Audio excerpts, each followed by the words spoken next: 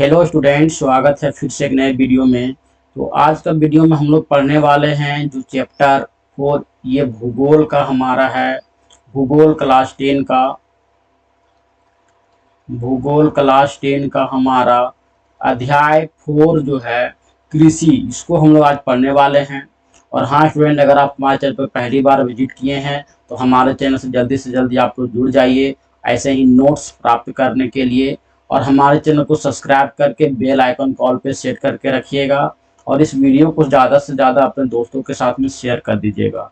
तो चलिए हम लोग कृषि चैप्टर को अच्छे से पढ़ेंगे और समझेंगे। तो चलिए हम लोग देखिए यहाँ पे लाइन बाय लाइन पढ़ते हैं। लिखा हुआ है, कृषि की दृष्टि से भारत एक महत्वपूर्ण देश है। कृषि की दृष्टि से क्या है? भारत एक महत्वपूर्ण देश है। क्यों महत्वपूर्ण देश है? क्योंकि भारत की जनसंख्या जो है 140 करोड़ है।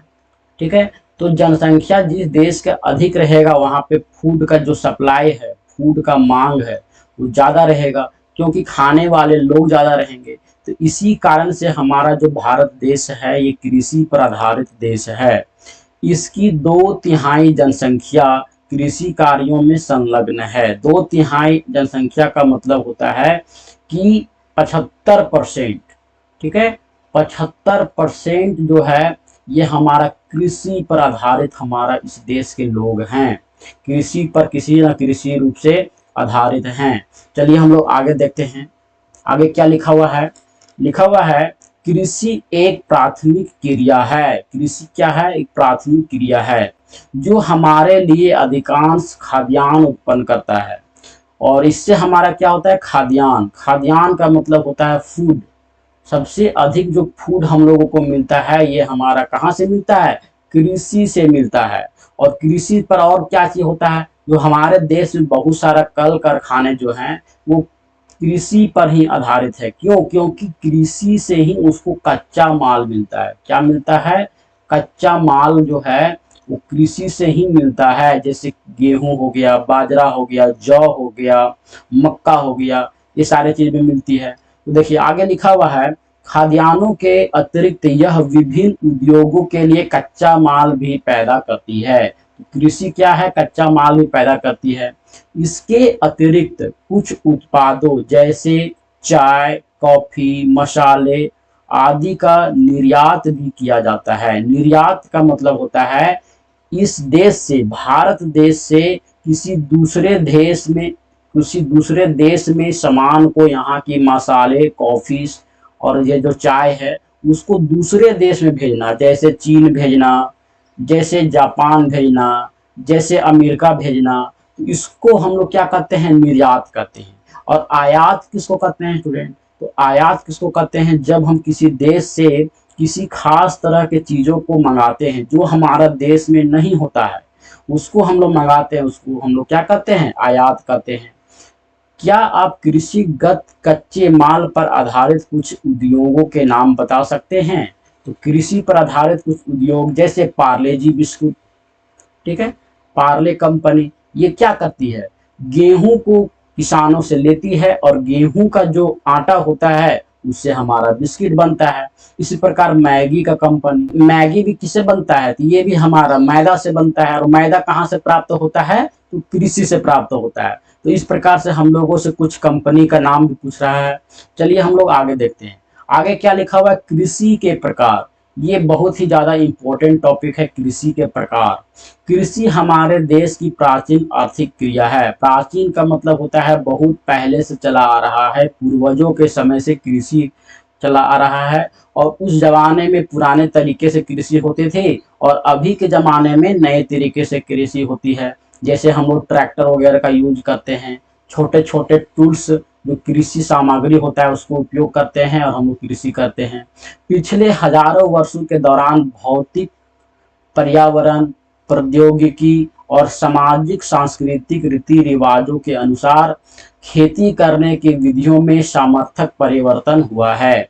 जीवन निर्वाह खेती से लेकर वाणिज्य खेती तक कृषि के अनेक प्रकार हैं। ठीक है, वर्तमान समय में भारत के विभिन्न भागों में निम्नलिखित प्रकार के कृषि तंत्र अपनाए जाते हैं।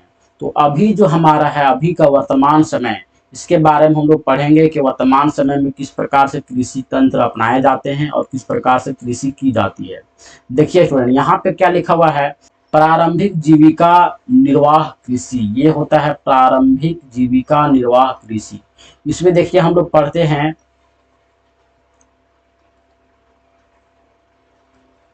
देखिए इस प्रकार की कृषि भारत के कुछ भागों में अभी भी की जाती है। प्रारंभिक जीवन निर्वाह कृषि भूमि के छोटे टुकड़े पर आदिम कृषि औजारों जैसे लकड़ी के हल, दावों और खुदाई करने वाली छड़ी तथा परिवार अथवा समुदाय श्रम की मदद से की जाती है। इस प्रकार की कृषि प्रायः मानसून, मृदा, प्राकृतिक उर्वरता और फसल उगाने के लिए अन्य पर्यावरणीय परिस्थितियों की उपयुक्तता पर निर्भर करती है। तो इससे हम लोगों को क्या समझ में आया, प्रारंभिक जीविका निर्वाह। इसमें हम लोग क्या करते हैं, जो किसान छोटे किसान हैं, जो छोटे किसान है उन लोगों के लिए है। तो छोटे किसान है वो तो बड़े स्तर पर जो अभी ट्रैक्टर वगैरह है उसको उपयोग तो कर नहीं पाएंगे, तो वो क्या करते हैं, जो पुराने जमाने के जो आदिम कृषि औजार है, देखिए यहाँ पे लिखा हुआ है आदिम कृषि औजार, जैसे लकड़ी के हल है ना, अभी भी इस प्रकार से लकड़ी के हल देखे होंगे, इस तरह से रहता है और यहाँ पे हल लगा हुआ रहता है और इस प्रकार से होता है। तो इस प्रकार के जो चीजें होती है, लकड़ी के हल, दाव, खुदाई करने वाली छड़ी, ठीक है, और कुदाल वगैरह, तो इस प्रकार से जिसको हम लोग फावड़ा बोलते हैं, तो इस प्रकार के चीजों का उपयोग करके और कृषि किया जाता है। चलिए देखिए, देखते हैं और कुछ है क्या। देखिए इसी पेज में इधर हम लोग आ जाते हैं, लिखा हुआ है यह कर्तन दहन प्रणाली कृषि है। ये जो हमारा अभी पढ़ रहे हैं, जो पुराने जमाने में जो कृषि किया जाता है उसको अभी जो अपनाया जाता है उसको हम लोग क्या कहते हैं, कर्तन दहन प्रणाली कहते हैं। इंग्लिश में स्लैश एंड बर्न कृषि है। किसान जमीन के टुकड़े साफ करके उन पर अपने परिवार के भरण पोषण के लिए अनाज व अन्य खाद्य फसलें उगाते हैं। किसान के पास में जो छोटे छोटे जमीन के टुकड़े होते हैं उसको साफ सफाई करते हैं और इन जो पुराने औजार होते हैं उसकी सहायता से ही, फावड़े वगैरह की सहायता से ही छोटे स्तर पर किसान जो है अपना भरण पोषण के लिए अनाज व अन्य फसलें उगाते हैं। जब मृदा की उर्वरता कम हो जाती है तो किसान उस भूमि के टुकड़े में स्थानांतरित हो जाते हैं। मतलब क्या करते हैं कि इस प्रकार की जो पुराने जमाने की जो कृषि होती है इसमें भरण पोषण करते हैं, अपना फसल उगाते हैं, लेकिन क्या होता है जब उसकी उर्वरता कम हो जाती है, उर्वरता कम होने का मतलब है कि उसमें जो उपज होती है उपज उतना नहीं आने लगती है। ठीक है, जैसे मान के चलिए एक छोटा सा खेत है, इसमें पहले 10 बोरा धान पैदा होता था। ठीक है, तो 10 बोरा धान पैदा होता था, अब क्या होने लगा, 2-3 बोरा ही होने लगा। तो इस प्रकार के जब कमी आ जाती है तो लोग क्या करते हैं, वहां से स्थानांतरित कर जाते हैं और किसी दूसरे जगह पे जाकर के बस जाते हैं। ठीक है, और कृषि के लिए भूमि का दूसरा टुकड़ा साफ करते हैं और इसके लिए क्या करते हैं, जो कृषि के लिए जो दूसरा बगल में जो हमारा टुकड़ा होता है कृषि का, भूमि का, उसमें हम लोग कृषि करने लगते हैं। ठीक है, क्योंकि हमारे पास पर्याप्त जो अभी का जो फर्टिलाइजर्स वगैरह हो, जैसे हम लोग सल्फेट वगैरह उपयोग करते हैं, वे सभी चीज उसके पास में नहीं है। कृषि के लिए इस प्रकार के स्थानांतरण से प्राकृतिक प्रतिक्रियाओं द्वारा मिट्टी की उर्वरता शक्ति बढ़ जाती है। और क्या होता है कि जब हम लोग वहां से स्थानांतरित कर जाते हैं तो उस खेत में जितने भी प्रकार के जो घास फूस उगेंगे या वहां पे जितने भी प्रकार के पेड़ से जो पत्ती वगैरह गिरेंगे वो क्या होगा, वहीं पे गिर जाएगा और वो गल सड़ के फिर से उसको उर्वरा शक्ति उसमें बढ़ा देगा और वो फिर से खेत उपज के उपयोग में लाने योग्य हो जाएगा। किसान जो है, क्योंकि किसान उर्वरक अथवा अन्य आधुनिक तकनीकों का उपयोग नहीं करते हैं, इस प्रकार की कृषि में क्या करते हैं, किसान जो है आधुनिक तकनीक का उपयोग नहीं करते हैं। इसलिए इस प्रकार की कृषि में उत्पादकता कम होती है। ठीक है, इस प्रकार की जो कृषि होती है, जो आधुनिक कृषि किया जाता है उसके तुलना में क्या होती है, उत्पादकता कम होती है। देश के विभिन्न भागों में इस प्रकार की कृषि किया जाता है और अलग अलग नामों से जाना जाता है। जैसे देखिए यहाँ पे कुछ कुछ नाम भी दिया हुआ है, दिया हुआ है कि उत्तर पूर्वी राज्यों जैसे असम, मेघालय, मिजोरम और नागालैंड, ये हमारा कहाँ पे है, उत्तर पूर्वी राज्य है। जैसे देखिए ये हमारा जो इधर का जो इस प्रकार से हमारा जो एरिया होता है भारत का जो ईस्ट वाला एरिया होता है, इसका नाम दिया हुआ है। जैसे यहाँ पे असम है, मेघालय है, मिजोरम है, त्रिपुरा है, नागालैंड है। तो इस वाले एरिया में हमारा है इस प्रकार की कृषि किया जाता है। और इसको क्या कहते हैं, लोग यहाँ के लोग हैं इसको झूम कृषि कहते हैं। क्या कहा जाता है, झूम कृषि कहा जाता है। और यही हमारा सबसे जो इस चैप्टर का है पहला इंपॉर्टेंट टॉपिक हो जाता है, वीवीआई। ठीक है, इसलिए आप लोग इसको अच्छे से समझ लीजिए। चलिए हम लोग आगे पढ़ते हैं।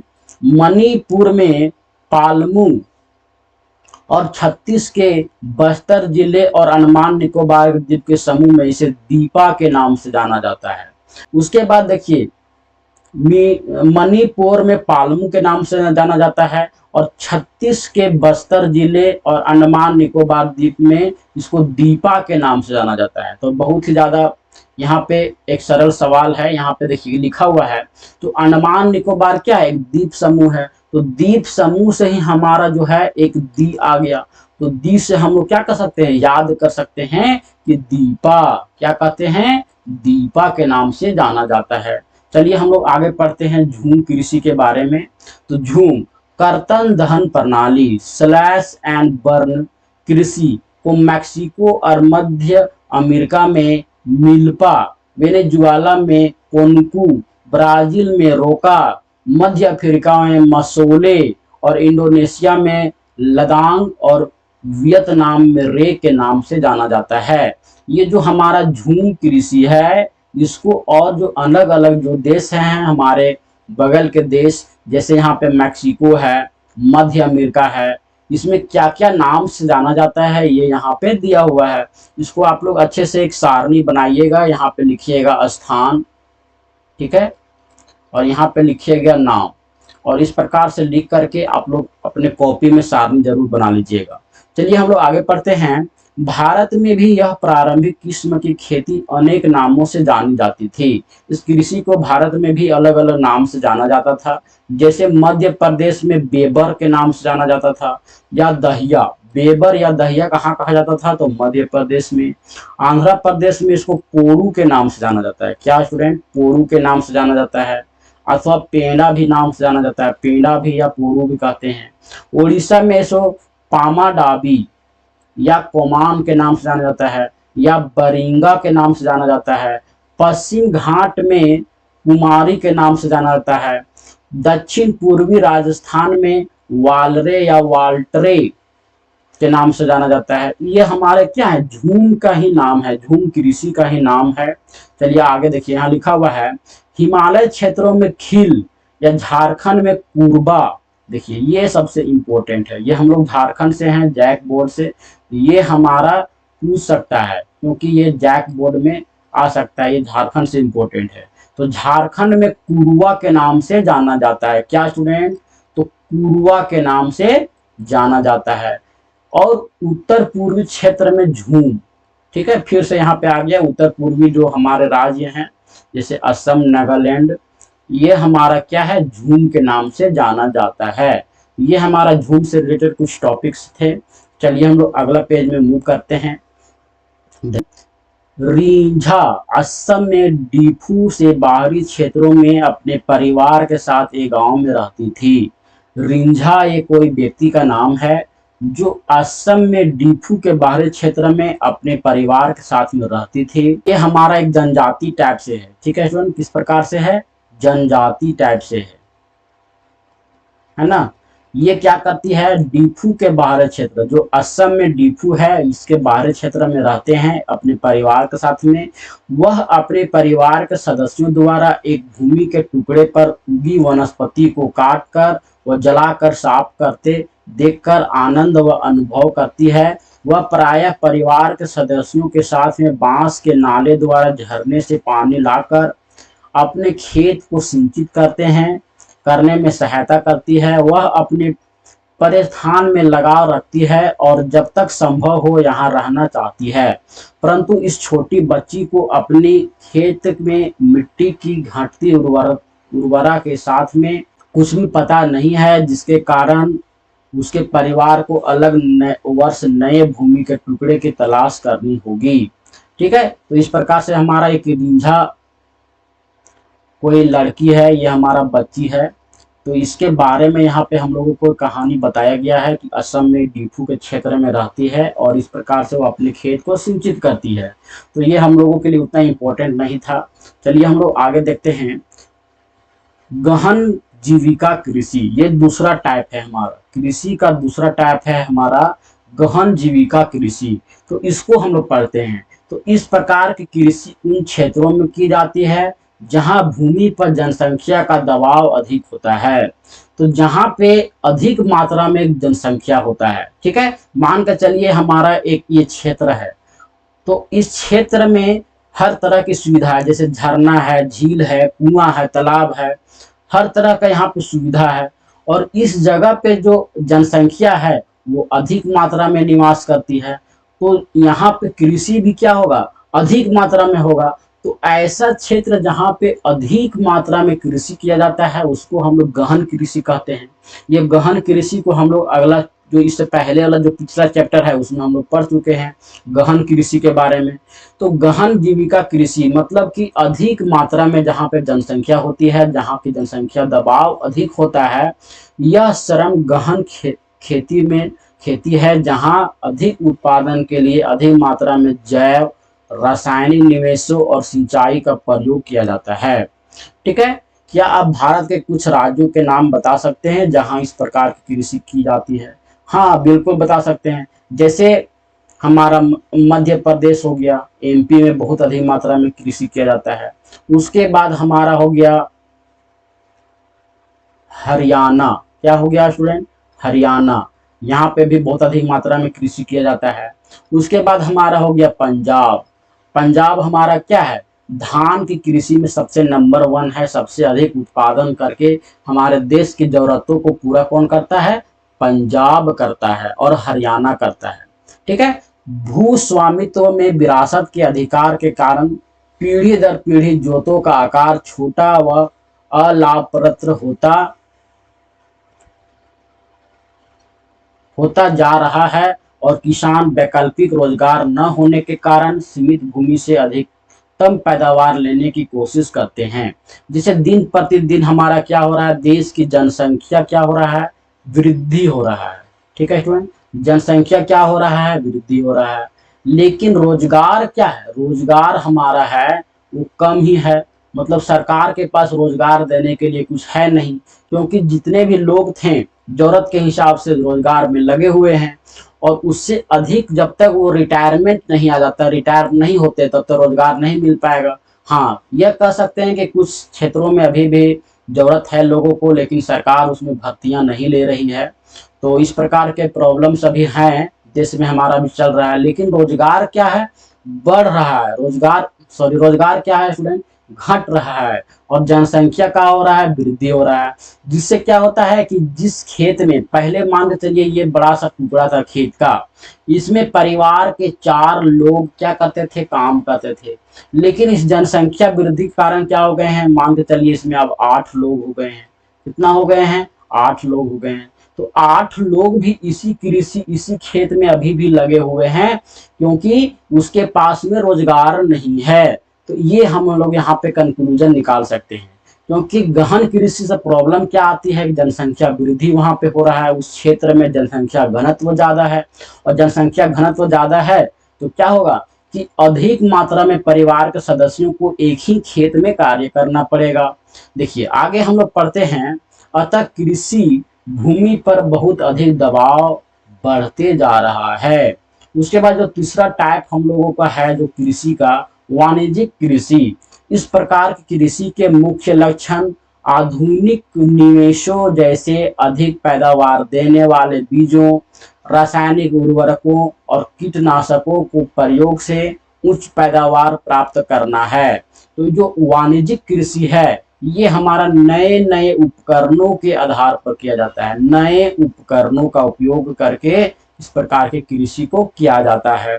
ठीक है, इसमें पैदावार को अधिक बढ़ाने के लिए लोग क्या करते हैं, अधिक अच्छे किस्म वाले बीजों का उपयोग करते हैं, अधिक मात्रा में रासायनिक उर्वरकों का उपयोग करते हैं, अधिक मात्रा में कीटनाशक का उपयोग करते हैं, क्योंकि उन लोगों को अधिक मात्रा में फूड की आवश्यकता होती है। तो देखिए इस प्रकार से लिखा हुआ है, कृषि के वाणिज्यीकरण का स्तर विभिन्न प्रदेशों में अलग अलग है। तो अलग अलग प्रदेशों में है वाणिज्यीकरण का जो स्तर है अलग अलग है, क्योंकि हर राज्य में, जो हमारा देश में जो राज्य हैं वो हर राज्य विकसित नहीं है, हर राज्य में समान प्रकार से विकास नहीं हो पाया है। ठीक है, कोई कोई राज्य बहुत अधिक मात्रा में विकास कर चुके हैं, जैसे पंजाब हरियाणा हो गया, और जैसे झारखंड हो गया, बिहार हो गया, इन जगहों पर अभी भी पिछड़ापन है। तो इसीलिए यहाँ पे क्या लिखा हुआ है कि वाणिज्यीकरण जो है किसी जगह पे अधिक मात्रा में हुआ है, किसी राज्य में अधिक मात्रा में हुआ है, और किसी राज्य में कम मात्रा में हुआ है। परंतु देखिए यहाँ पे लिखा हुआ है, उदाहरण के लिए हरियाणा और पंजाब में चावल वाणिज्य की एक फसल है, परंतु उड़ीसा में यह एक जीविका फसल है। अभी मैंने समझाया जीविका फसल क्या होती है, तो सिर्फ अपने परिवार का भरण पोषण, परिवार का सिर्फ भरण पोषण हो पाता है, सिर्फ अपने परिवार का भरण पोषण हो पाता है। इसी को हम लोग क्या कहते हैं, जीविका कृषि या जीविका फसल कहते हैं। तो उड़ीसा में क्या है, चावल की खेती एक जीविका फसल है, क्योंकि वहाँ के लोग अपने लिए जितना खाते हैं उतना ही पैदा कर पाते हैं। लेकिन जो पंजाब और हरियाणा जो दो राज्य हैं, और एक और है हमारा पश्चिम बंगाल, क्या है स्टूडेंट, पश्चिम बंगाल। तो इन राज्यों में हमारा क्या है, चावल का जो खेती है वह एक वाणिज्यिक फसल है, क्योंकि बहुत ही ज्यादा अधिक मात्रा में किया जाता है और नए नए उपकरणों की सहायता से किया जाता है। चलिए हम लोग आगे पढ़ते हैं इन सारे चीजों को। देखिए रोपण कृषि भी एक प्रकार की वाणिज्यिक कृषि है। रोपण कृषि भी एक क्या है, एक प्रकार की वाणिज्यिक कृषि है। इस प्रकार की खेती में लंबे चौड़े फसल के एकल सफल बोड़ जाती है। रोपण कृषि उद्योग और कृषि के बीच अंतरपृष्ठ है, इंटरफेस यहाँ पे लिखा हुआ है। रोपण कृषि व्यापक क्षेत्र में की जाती है, रोपण कृषि भी व्यापक क्षेत्र में किया जाता है। होती है हमारे देश में अत्यधिक पूंजी और श्रमिकों की सहायता से की जाती है। रोपण कृषि जो है अत्यधिक पूंजी और श्रमिकों की सहायता से की जाती है। इससे प्राप्त सारा उत्पादन उद्योग के कच्चे माल के रूप में उपयोग किया जाता है। और जो रोपण कृषि से जो हमारा जितना भी कच्चा माल प्राप्त होता है, क्या स्टूडेंट, कच्चा माल, ये हमारा क्या होता है, उद्योग में जाता है। उद्योग में इसका उपयोग होता है बहुत ही ज्यादा मात्रा में। क्योंकि उपयोग हो रहा है, क्योंकि यहाँ पे जो खेती होता है, जो कृषि हो रहा है, बहुत ही ज्यादा मात्रा में हो रहा है।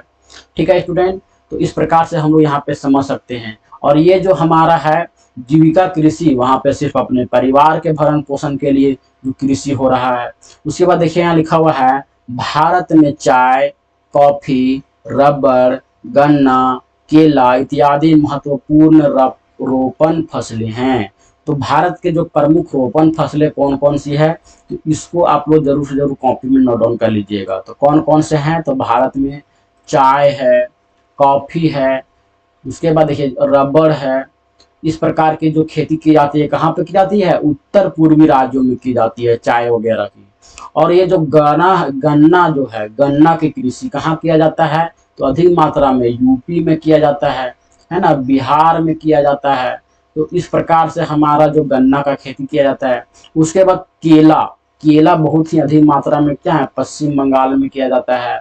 और ये जो दक्षिण भारत है, वहाँ पे बहुत अधिक मात्रा में केला का कृषि किया जाता है। ये हमारा रोपण फसलें के अंतर्गत आती है।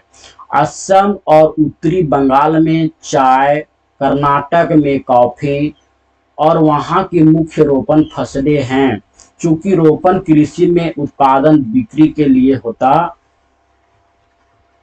है, इसलिए इसके विकास में परिवहन और संचार साधन से संबंधित उद्योग और बाजार महत्वपूर्ण योगदान देते हैं। तो इस प्रकार के जितने भी फसल होते हैं इसको बाजारों में ले जा करके बेचा जाता है। और किसके पास बेचा जाता है? तो व्यापारियों के पास में बेचा जाता है। किसके पास में स्टूडेंट? तो व्यापारियों के पास में। और व्यापारी क्या करते हैं? ये बड़े बड़े जो कल कारखाने हैं, उद्योग हैं, वहां पे ले जा करके देते हैं। तो उद्योग क्या है? जो कृषि पर आधारित उद्योग है, जैसे हमारा गन्ना। तो गन्ना से हमारा क्या होता है? तो गन्ना से हमारा चीनी बनता है। तो इस पर जो आधारित गन्ना से होगा वो चीनी उद्योग हो जाएगा। ठीक है स्टूडेंट, आप लोग बात को अच्छे से समझिए। चीनी उद्योग किस पर आधारित होता है? तो गन्ना पर आधारित होता है। और ये मैगी वगैरह जो नूडल्स वगैरह बनाती है वो सारी कंपनियां किस पर निर्भर करती है? तो गेहूं पर निर्भर करती है। जो चावल का उत्पादन करती है, जो चावल बनाती है, वो कंपनी किस पर निर्भर करती है? तो धान पर निर्भर करती है। तो इस प्रकार से हमने तीनों कृषि के प्रकारों को पढ़ लिया है। चलिए हम लोग आगे देखते हैं। और आगे हमारा है सस्य प्रारूप। तो चलिए हम लोग आगे पढ़ते हैं सस्य प्रारूप को। तो अपने भारत की भौगोलिक विविधताओं और संस्कृतियों की बहुलताओं के संबंध में अध्ययन किया है। तो ये देश में कृषि पद्धतियों और सस्य प्रारूपों से संबंधित होता है। इसलिए बड़े देश में बोई जाने वाले फसलों में अनेक प्रकार की खाद्यान्न और रेशे वाली फसलें, सब्जियां, फल, मसाले इत्यादि शामिल हैं। तो सस्य प्रारूप में हम लोग क्या पढ़ेंगे? तो जो कृषि जो हमारा होता है किस किस प्रकार से होता है, किन पद्धतियों से होता है, और कितने प्रकार की इसमें मुख्य फसलें और होती हैं, सारा को हम लोग इसमें पढ़ेंगे सस्य प्रारूप में। और किस ऋतु में कौन सा फसल बोया जाता है इसको भी हम लोग पढ़ेंगे सस्य प्रारूप में। ये हमारा भारत के जो भौगोलिक स्थिति जो है, इसका जो हमारा है मानसून हमारा है जो भारत का, इस पर निर्भर करता है। ये जो सस्य प्रारूप है हमारा मानसून के आधार पर हमारे देश में किस ऋतु में क्या उपयोग किया जाता है, क्या उगाया जाता है, तो इसको हम लोग इसमें पढ़ने वाले हैं। चलिए हम लोग आगे पढ़ते हैं। तो भारत में 3 सस्य ऋतुएं हैं। क्या है? 3 सस्य ऋतुएं हैं। कौन कौन से हैं स्टूडेंट? तो ये हमारा है गर्मी, उसके बाद है बरसात, और एक है हमारा ठंड का मौसम। ठीक है, तो इस प्रकार से 3 मौसम, 3 ऋतु जो प्रमुख हैं वो हमारे देश में हैं। और तीनों में अलग अलग प्रकार की फसलें उगाई जाती है। और तीनों को नाम क्या है? तो रबी फसल है, एक खरीफ फसल है, और एक जायद फसल है। और तीनों फसलों के बारे में भी हम लोग इस वीडियो में आगे पढ़ेंगे। तो चलिए हम लोग पढ़ते हैं। देखिए यहाँ पे लिखा हुआ है जो इस प्रकार से हैं: रबी, खरीफ और जायद। रबी फसल को शीत ऋतु में अक्टूबर से दिसंबर के मध्य बोया जाता है। जो रबी फसल होती है ये हमारा ठंड के मौसम में बोई जाने वाली फसल होती है। ठीक है, तो ये हमारा बोई जाने वाले जो हमारा टाइमिंग है ये हमारा कब से कब है? अक्टूबर से दिसंबर। ये जिस समय ठंड पड़ना चालू होता है, जिस समय ठंड हमारे देश में पड़ रहा होता है, उस टाइम इस फसल को बोया जाता है। और ग्रीष्म ऋतु में अप्रैल से जून के मध्य काट लिया जाता है। और ग्रीष्म ऋतु कब आता है? तो होली के बाद, हमारा जो होली का त्यौहार होता है उसके बाद हमारा ग्रीष्म ऋतु आता है। तो उसी टाइम अप्रैल से जून में इस फसल को काट लिया जाता है। उसके बाद हमारा है गेहूं, जौ, मटर, चना, सरसों, कुछ मुख्य रबी फसलें हैं। तो रबी फसल कौन कौन सा हमारा है? ये क्वेश्चन बार बार पूछता है हम लोगों से। तो ये जो हमारा है गेहूं है, जौ है, मटर का है, चना है, सरसों है। तो इन सारे जो फसल होते हैं इसको रबी फसल के नाम से जाना जाता है। और इसको बोया कब जाता है? तो अक्टूबर से दिसंबर में बोया जाता है। और इसको अप्रैल से जून के बीच में इसको काट लिया जाता है।